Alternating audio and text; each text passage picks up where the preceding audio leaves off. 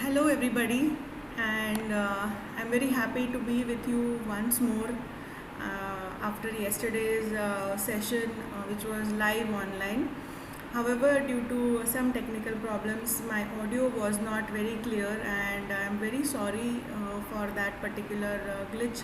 And to make up for that, I'm recording this lecture and sharing with you, and I hope that it will be useful. While making this lecture, I have also tried to address the questions that were raised in the chat space. Around 90 odd questions were there, and I had included most of the answers in my presentation. However, the ones that I felt I should include, I have also added. So, this is another advantage of sharing a recorded lecture, that all your queries probably will be answered 100%.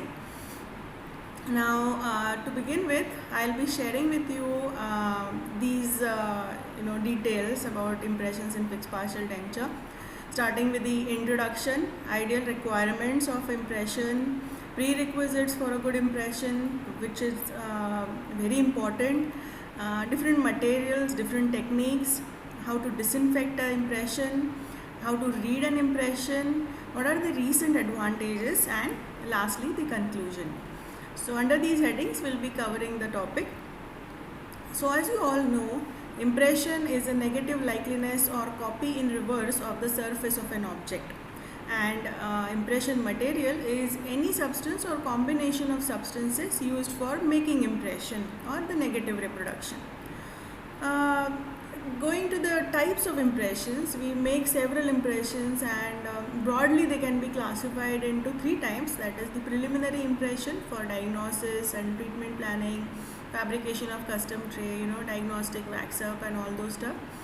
Check impressions, which are made in for the purpose of evaluating the adequacy of the preparation, and they are generally poured in quick setting plaster, and we get that cast to evaluate undercuts and the various details whether they are adequate, and then we make the necessary corrections.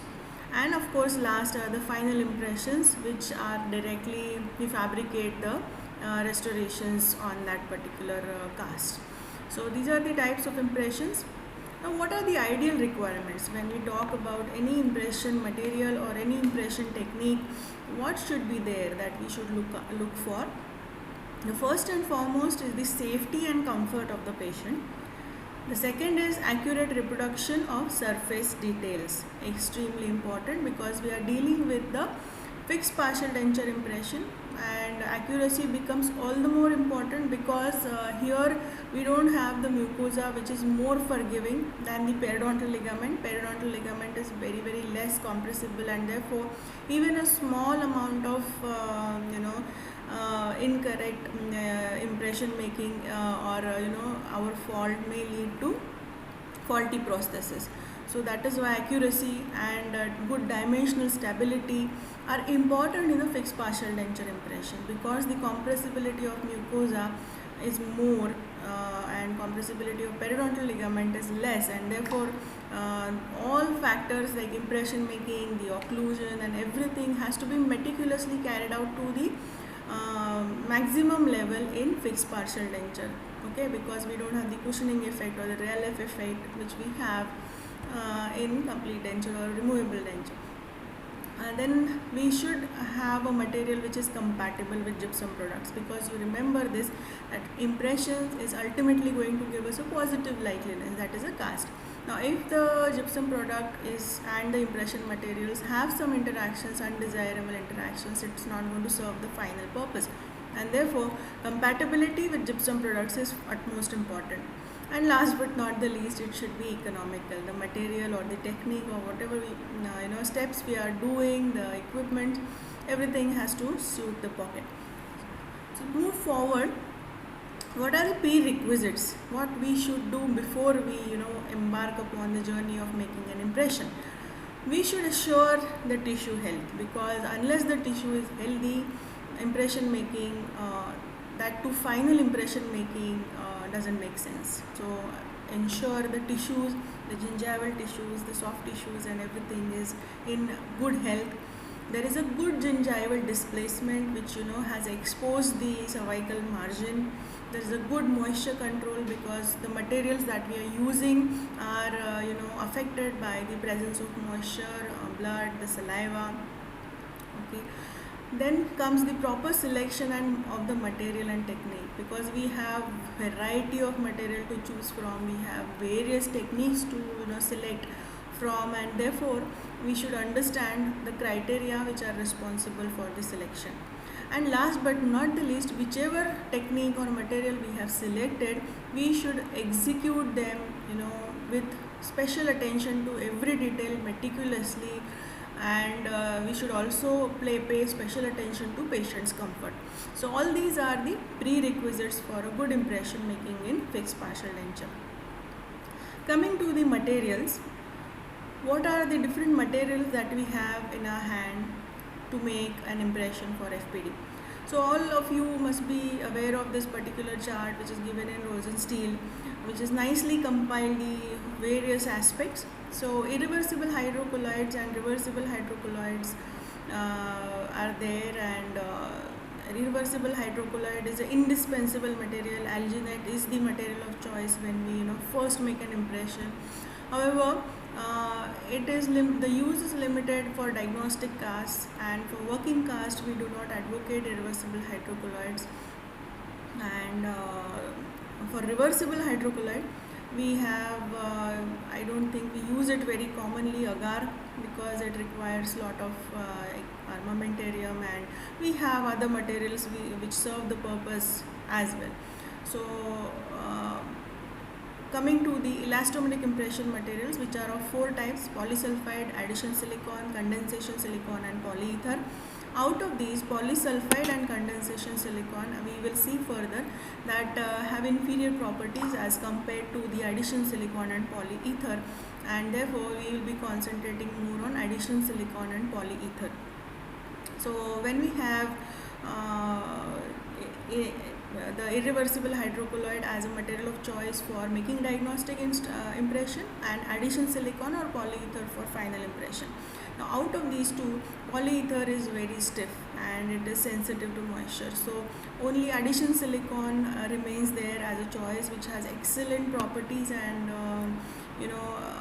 considering all aspects, this is the strongly recommended material out of all these 4 materials. So we will see in detail all the key properties for elastomeric impression materials one by one. The first is that detailed reproduction or the accuracy of reproduction.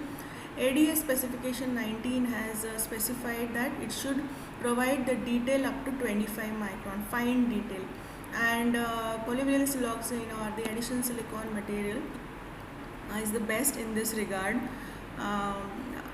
in today's date. Reproduction of fine detail of gypsum dye materials is 50 microns. When the viscosity is less, there is you get good reproduction of the fine details. When the viscosity is more, like we are using putty, the detail reproduction goes down. So when you use a wash impression material which is having lower viscosity, there is a good detail reproduction of 25 microns, but when it is putty, it is 75 microns. So remember this, and we will discuss this again when we come to selection of materials or the logic behind using a technique for a material. So remember these properties, they are the basics, and when you defend why you have done this particular technique, why not this, these understanding of the properties will come in handy during the time of chairside viva or grand viva also. The another important property is the dimensional stability, which is again specified by ADA in specification number 19 to not to exceed 0.5% at the end of 24 hours. So the material should not show dimensional changes for more than 0.5%. And why these dimensional changes they occur? There are various reasons. The first is polymerization shrinkage. These are the as we call them rubber based impression material, elastics, rubbers. So they have shrinkage, and it is bound to happen. So Polymerization shrinkage, then we have loss of byproducts like in certain materials, polysulfide, there is the condensation silicon, and even in some of the addition silicon, there are byproducts such as hydrogen gas, water, and they go on leaching after the polymerization. So this causes the dimensional changes. Then comes the thermal contraction, imbibition, that is, when you spray or disinfectant or you rinse with water, it may imbibe. This is particularly true for the hydrophilic impression materials such as polyether. So this is another cause, imbibition. And incomplete recovery, that is the viscoelastic behavior. So incomplete recovery may also lead to dimensional instability. So this is another important property, and let us see how these materials perform on the account of dimensional stability. As you can see here, addition silicon shows somewhere around 0.25% of linear contraction, lowest dimensional changes, the most stable dimensionally addition silicon, followed by polyether, followed by polysulfide, and most majority of the changes are seen in condensation silicon. So like you see that addition silicon is showing the least amount of linear contraction, another reason to favor their use in the impression as an impression material for final impressions.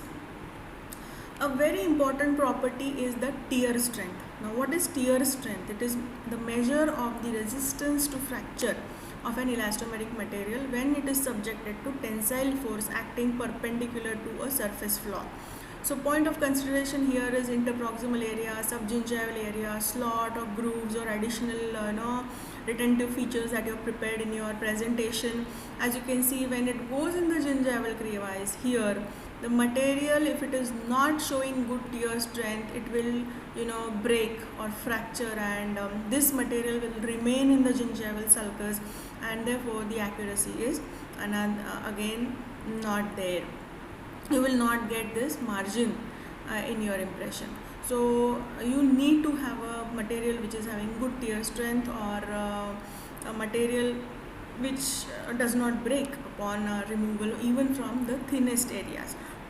So one important consideration here is that when we ask you to remove the impression after it is set, remove it in the snap. Not don't take too much time rotating, twisting, twirling the impression, because that increases the chances of breakage. So to increase the tear strength value, remove it in the snap as far as possible.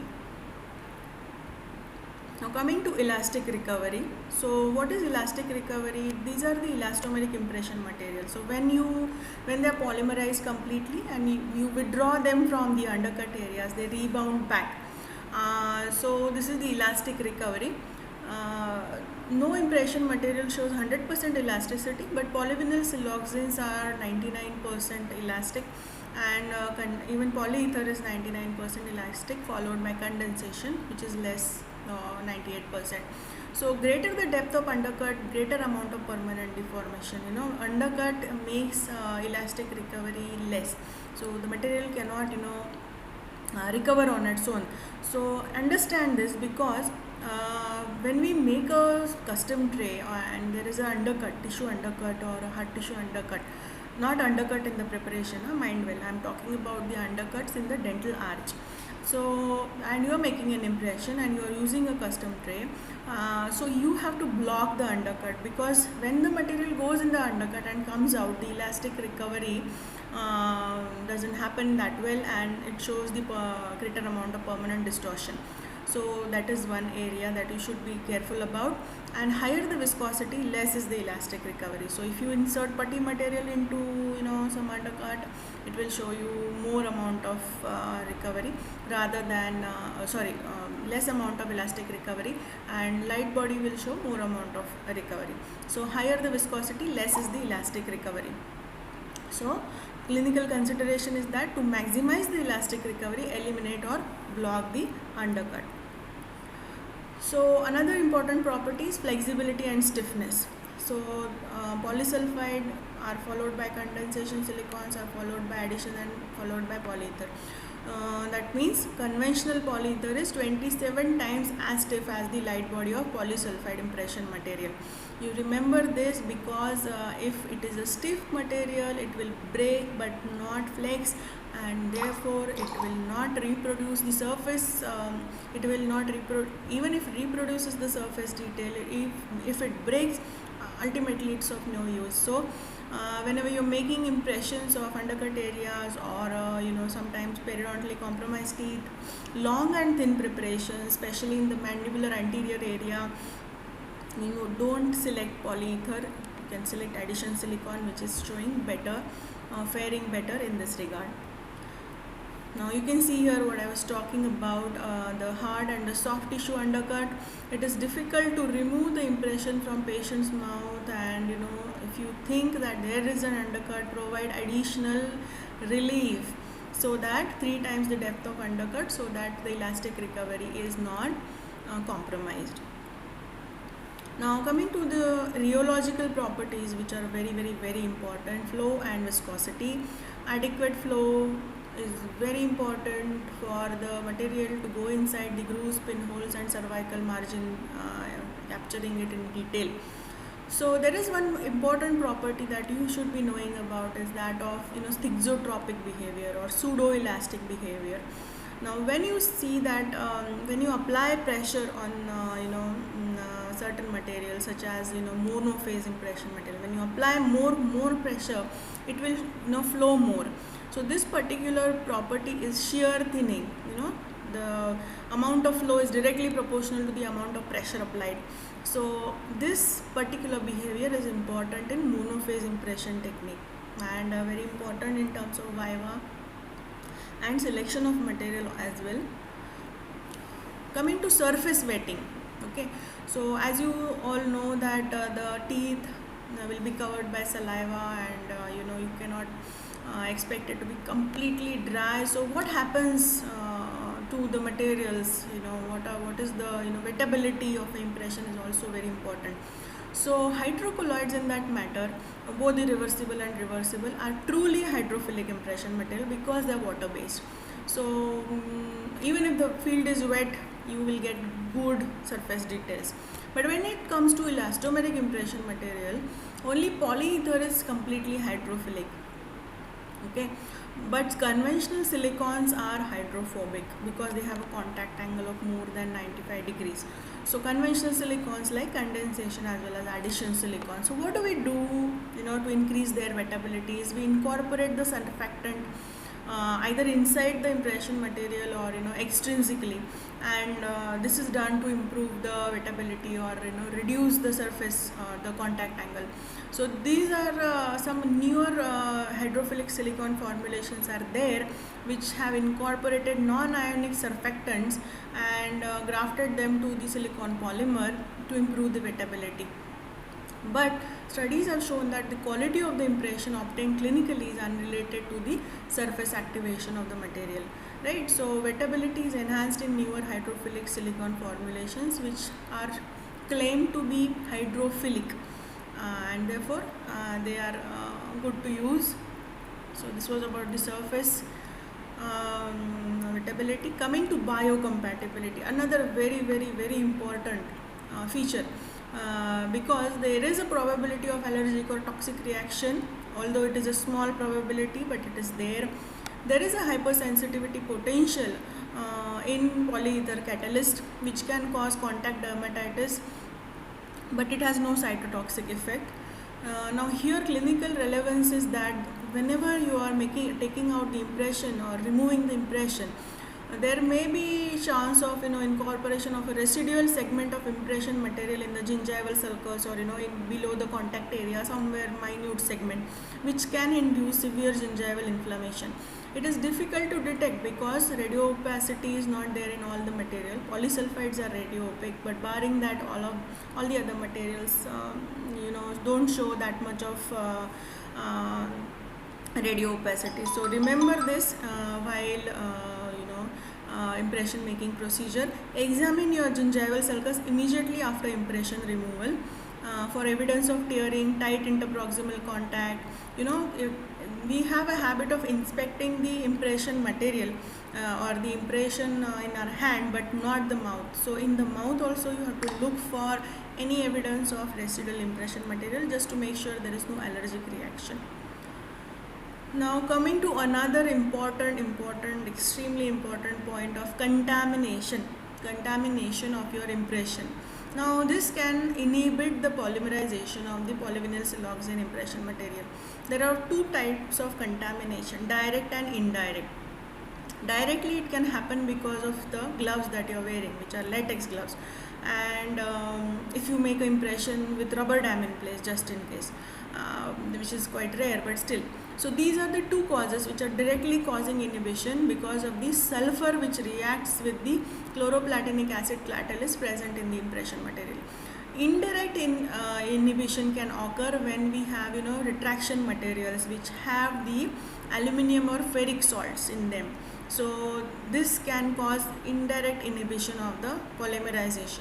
Now if you happen to touch your tooth preparation or retraction cord with your gloved finger, that latex can be incorporated, and even that can cause indirect inhibition, but this will be limited to a small isolated areas, and direct inhibition will be generalized.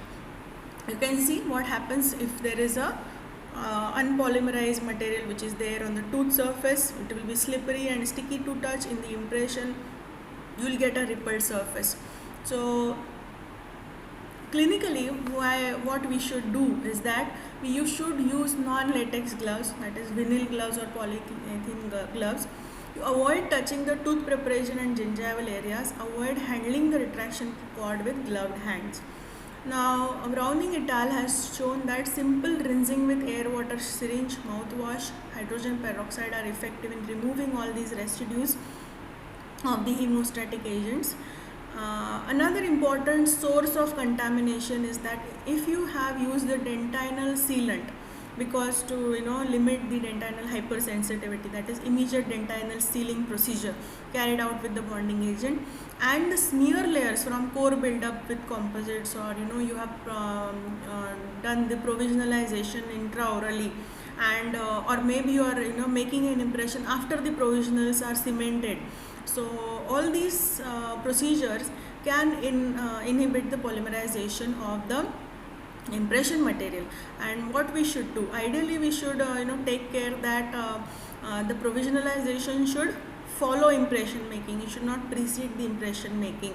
And if at all it is there, what we can do is we can rinse with copious amount of water, clean with alcohol, and polish with pumice, let it dry before making an impression. So very, very, very important step, of clinical importance. So this was about the materials, various materials and their properties and the care to be taken. Coming to tray selection and preparation of the tray. Now all of you know that tray should be rigid, because you want to support the impression material. You don't want the impression material to flex or bend, because that will cause distortions. So the tray should be rigid, dimensionally stable. It should resist the deformation and should provide adequate space for optimal thickness. Now understand this, the logic behind what tray to select.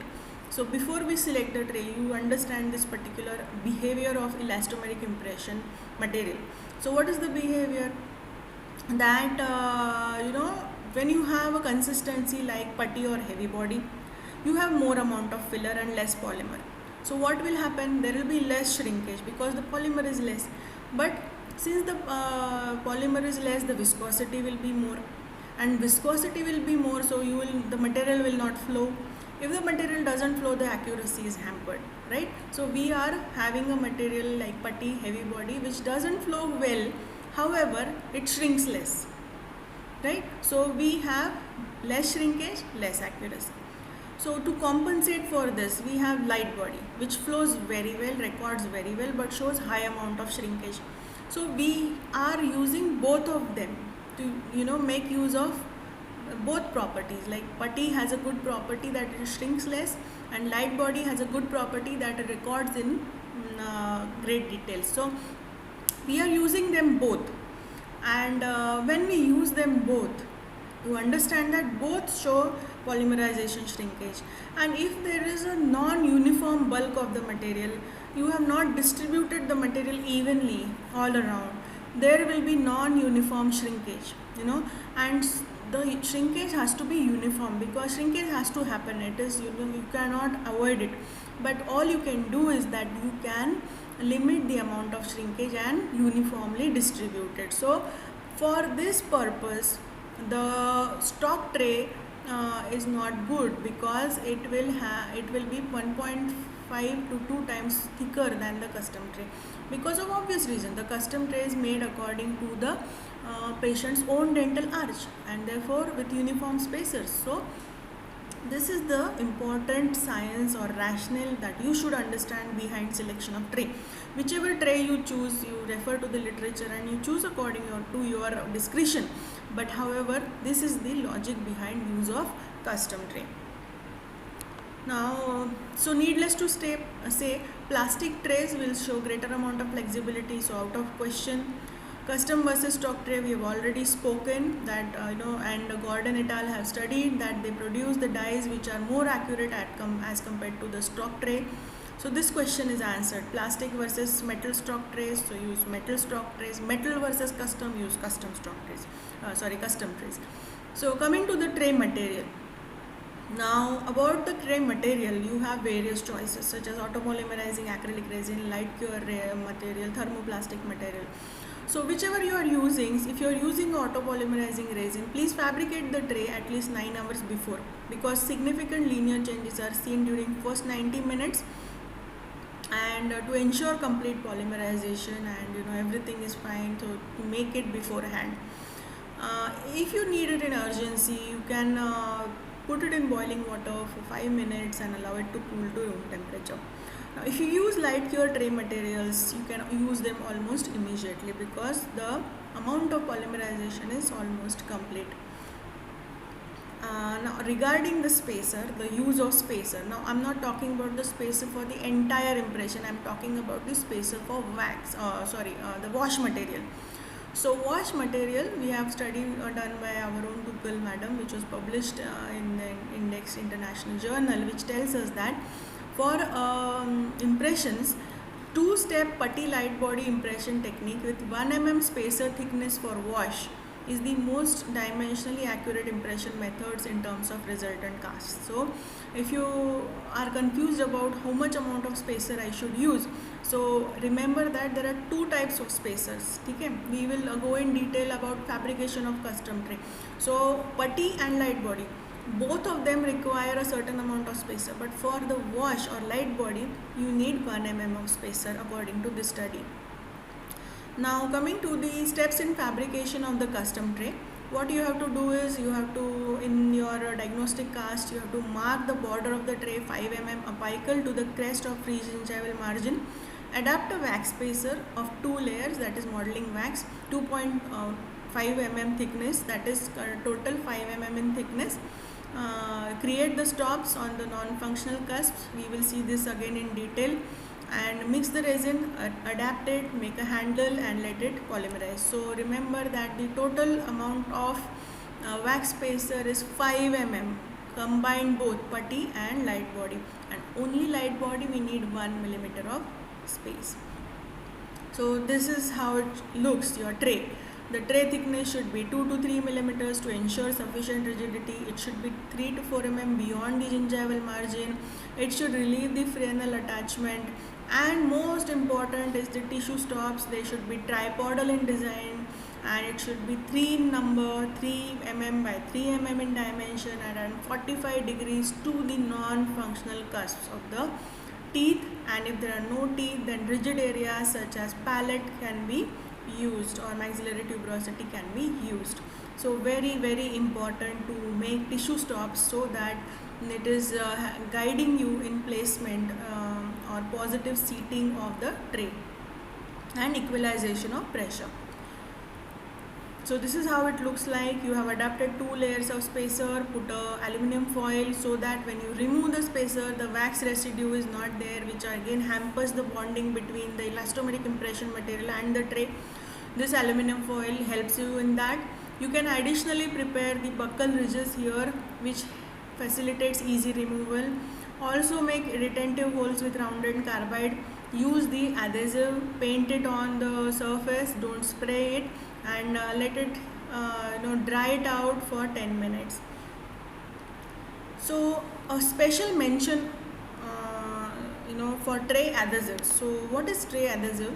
It contains a reactive silicon such as polydimethyl siloxane and ethyl silicate, which creates a physical bond with the impression tray resin.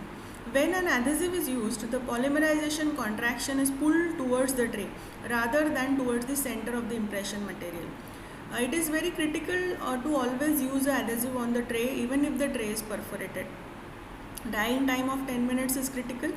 Now when we see the various types of tray adhesives, we have a universal tray adhesive which can be interchangeably used for any elastomeric impression material. We have specific tray adhesives for that material, or we have universal spray adhesive. So out of these, the universal Penton adhesive have better bond strength than recommended adhesive, which are better than the spray adhesive. So try to paint it rather than spraying it. And it has been reported in the literature that combination of mechanical as well as chemical retention in the form of adhesive yielded the maximum strength for addition silicon, but not for the polyether. So when we are using addition silicon, both these features of mechanical retention and tray adhesives are very important. Now coming to the mixing. Okay, so when we are talking about the mixing, earlier it was in the form of dispensers, like you have to dispense the material, mix it, load it in the syringe, and then things like that. But now we have auto mixing systems, and I am sure everyone of you have purchased one, and you will be you are well versed with the use. So these are having the advantage that they have less amount of voids, they extend the working time, they reduce the wastage, and they have uniformity in proportioning. So auto mixing systems are the ones you should be using. There is something called as electric mixing device or dynamic mechanical mixer, which is specially used for polyether. It at a click of a button it will give you a mix, and you can load the tray, and there are far fewer voids when you use this system. So that ends us with the material aspect. Coming to the techniques. Now techniques are classified into various types. So you will find enormous amount of literature on various techniques. Conventional ones which use putty wash, copper tube, monophase, dual viscosity, dual arch, segmental impression, wet technique, hydrocolloid laminate technique, functional check by technique, sectional impressions, or every other tooth technique, matrix impression, and all those. After that we have recent advances, digital impressions, and so all these things are there. So I'll be concentrating, it is very difficult to cover all of them, so I'll be concentrating on the techniques which we use for examination purpose.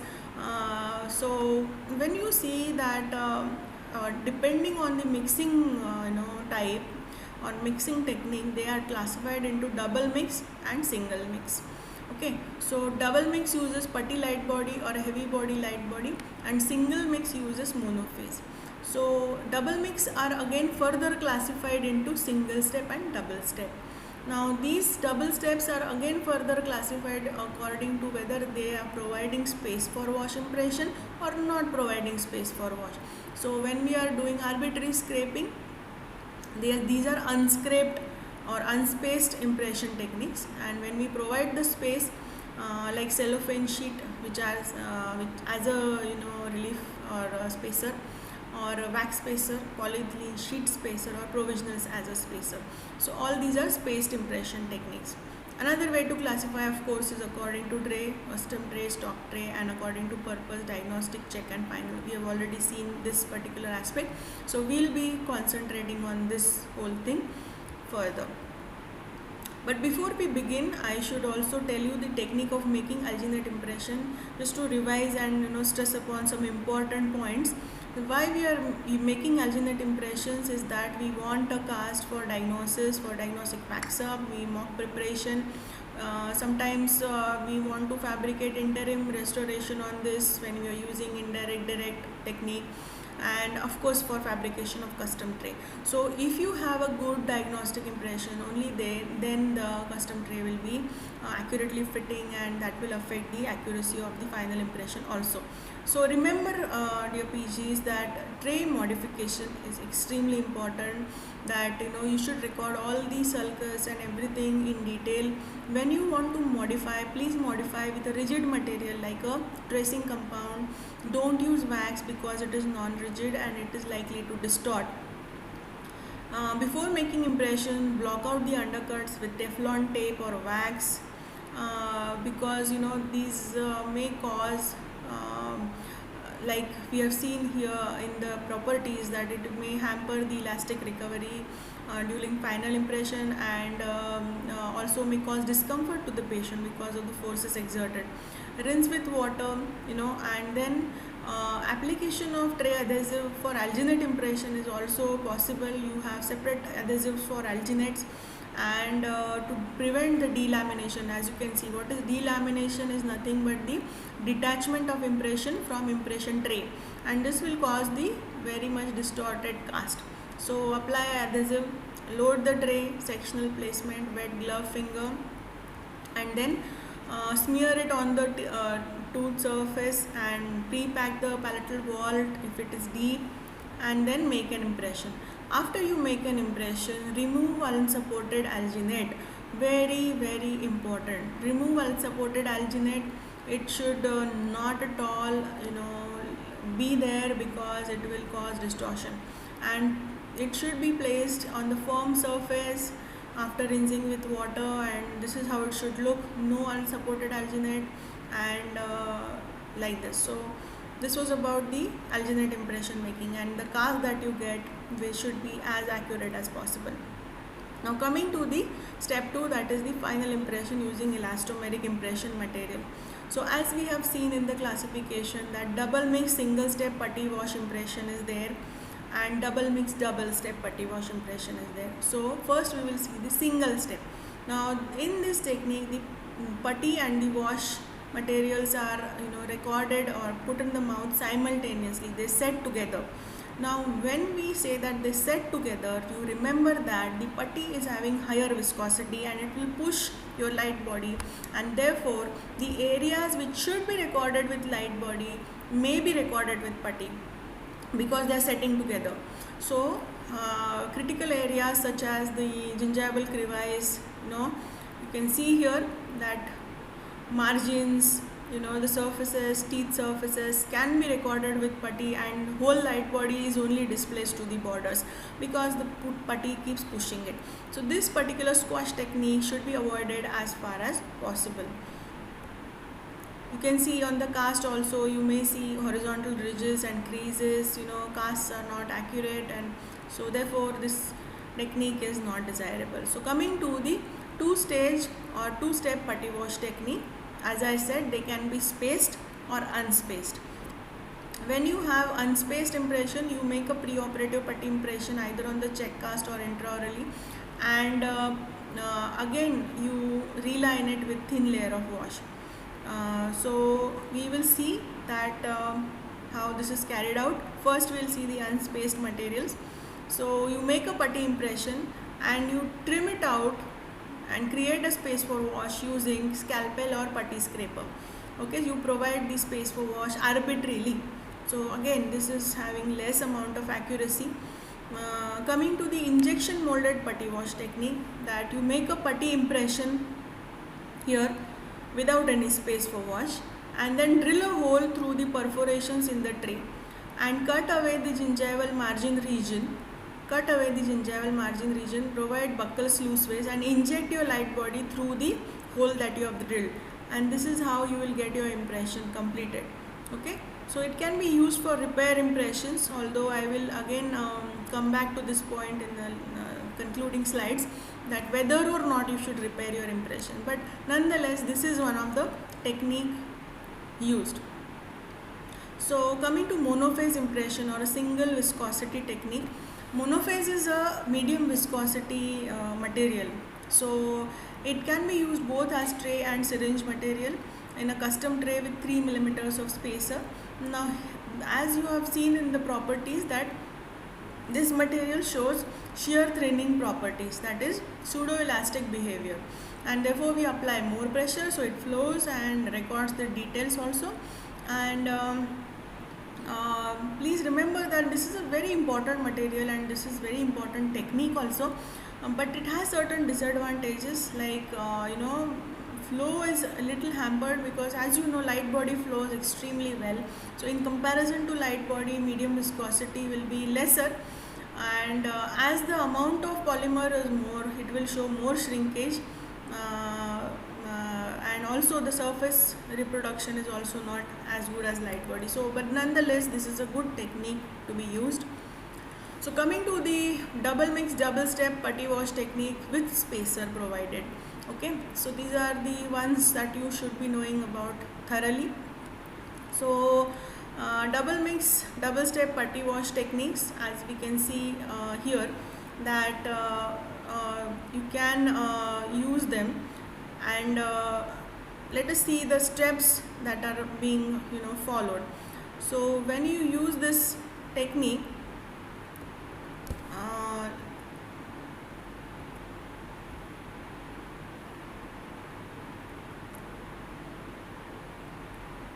so first what you do is, first you make impression using your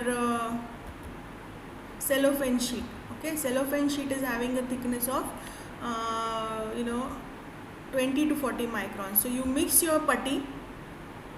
Okay, so you mix your putty, load it in the tray. Okay, then before setting you put a cellophane sheet, and then you place it in the mouth with the cellophane sheet in place, right, and let it set. After setting, you remove the cellophane sheet.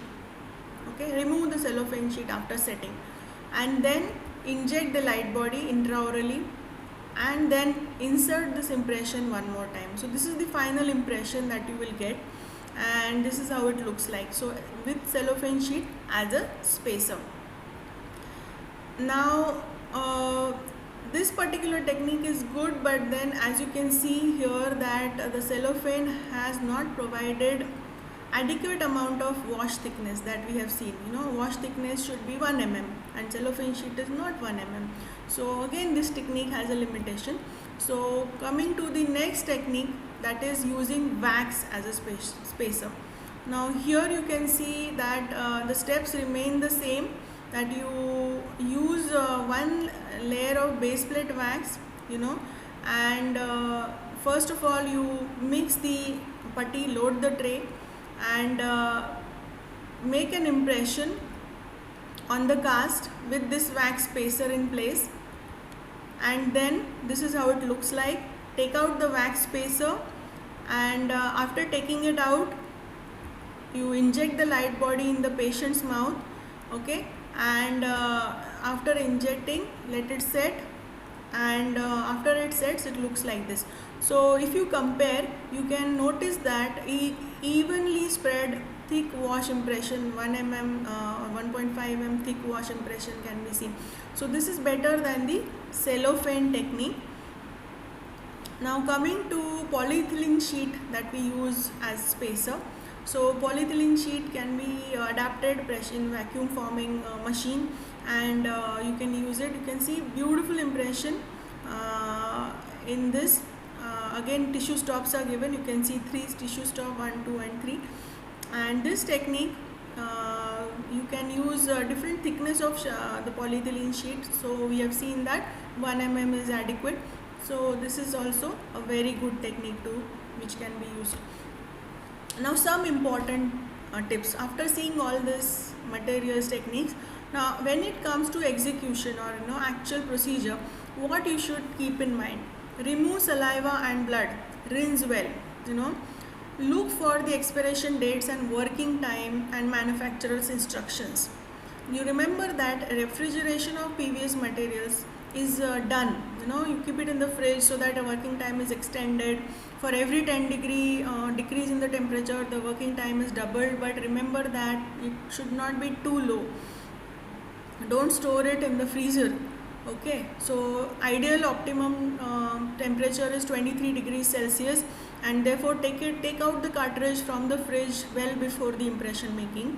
Bleed the cartridge beforehand. I'm sure you know what is bleeding of the cartridge to avoid disproportionate mix. uh, this will create distortion and keep the material flow consistent. If you're using the auto mixing tips, do not start and stop while loading. Once you have clicked the plunger, go on extruding the material and don't stop in between, and restart. Now when you are injecting the light body in the sulcus, hold your intraoral tip close to the gingival crevice of prepared tooth and then on the tooth surfaces. It should always be immersed in the material. Don't take out your tip. Okay, keep it immersed in the material to avoid air bubbles. Break the micro tip and inject the remaining wash material on the putty in the tray uniformly. So you have to load in the mouth also and in the tray also a little bit. Now when you are inserting the tray in the mouth, you insert it slowly, keeping the direction parallel to the long axis of prepared teeth. Remember this, because what we tend to do is we think that the working time is over and should not stay set, so we insert the tray in a very quick way. So take your time. 5 seconds is the recommended time you should take to insert the material. Complete the seating of the tray before the working time is over. Do not remove the tray once seated. And this is answer to your question that how to prevent drags in the impression. Once you have seated the tray, do not change the direction. Hold the tray steadily with passive pressure in the premolar area for stability. If you exert more pressure, it will rebound more and create distortion.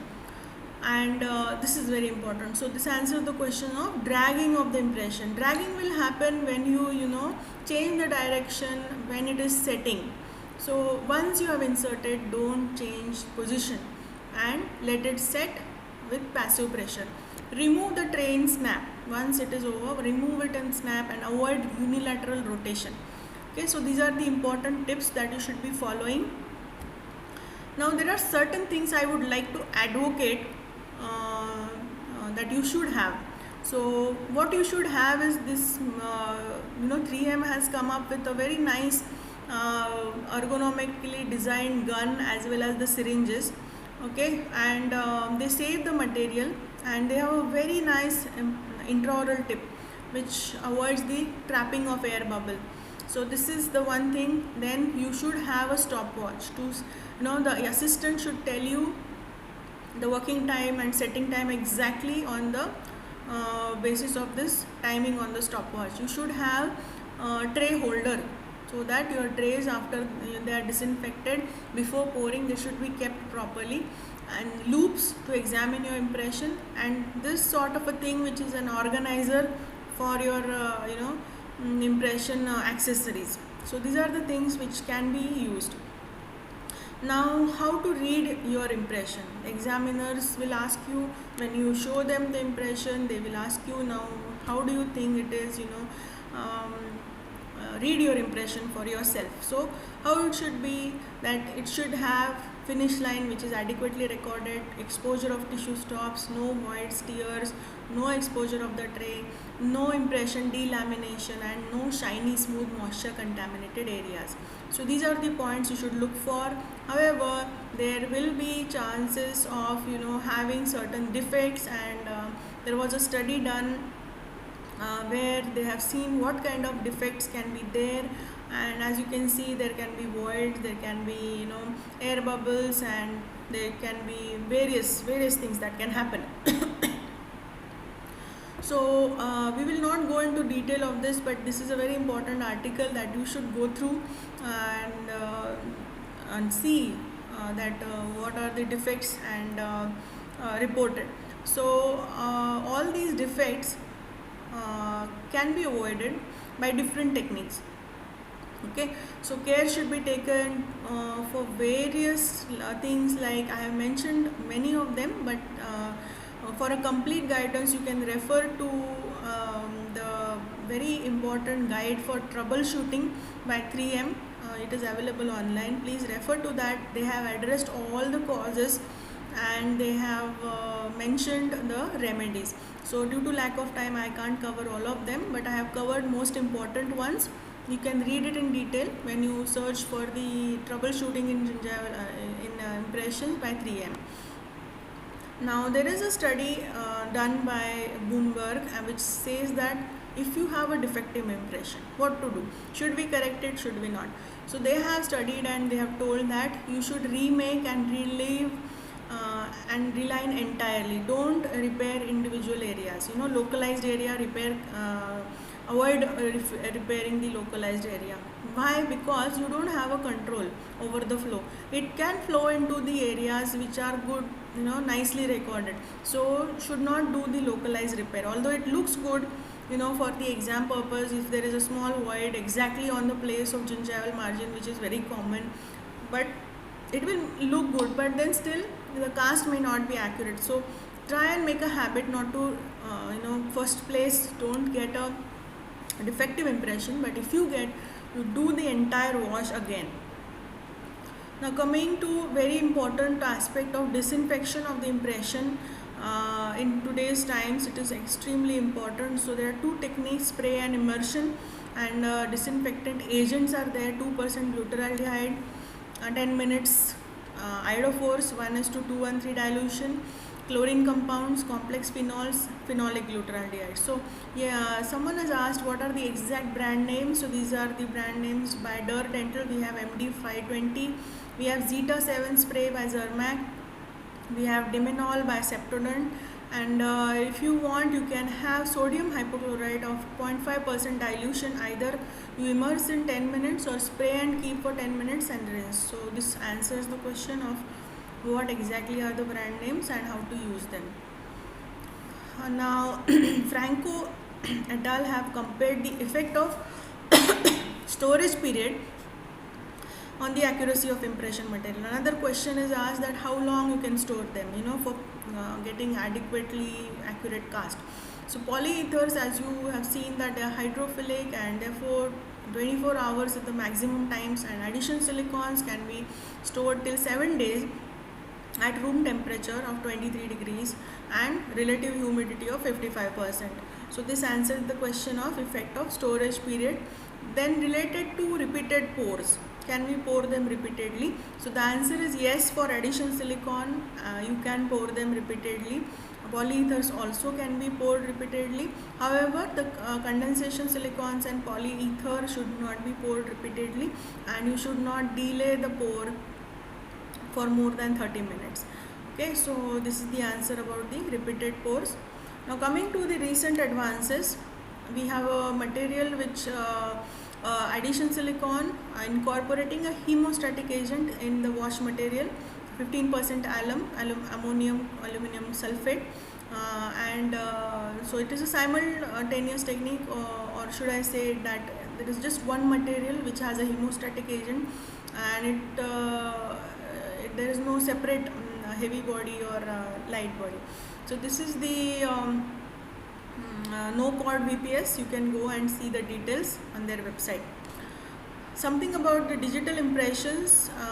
Digital impressions are very commonly used nowadays, but for these impressions, just remember that the retraction is mandatory, and the dual cord retraction is recommended. After the preparation, thin cord is placed and initial scan is made. The areas on the preparation that need modification are then refined. Thicker cord is placed and the final scan is accomplished.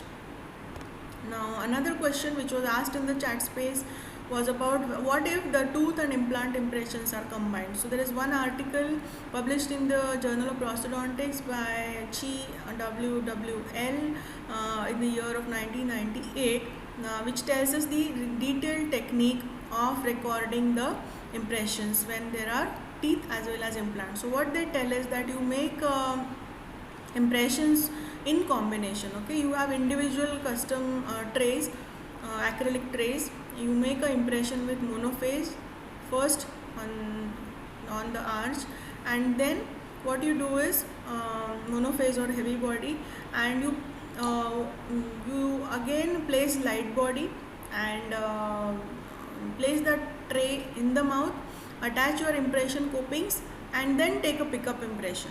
Okay, so this is the technique that is used, that you first have these trays, small trays, make a heavy body impression, put a light body on it and make impression, then attach the impression copings and take a pickup impression. So this is the procedure.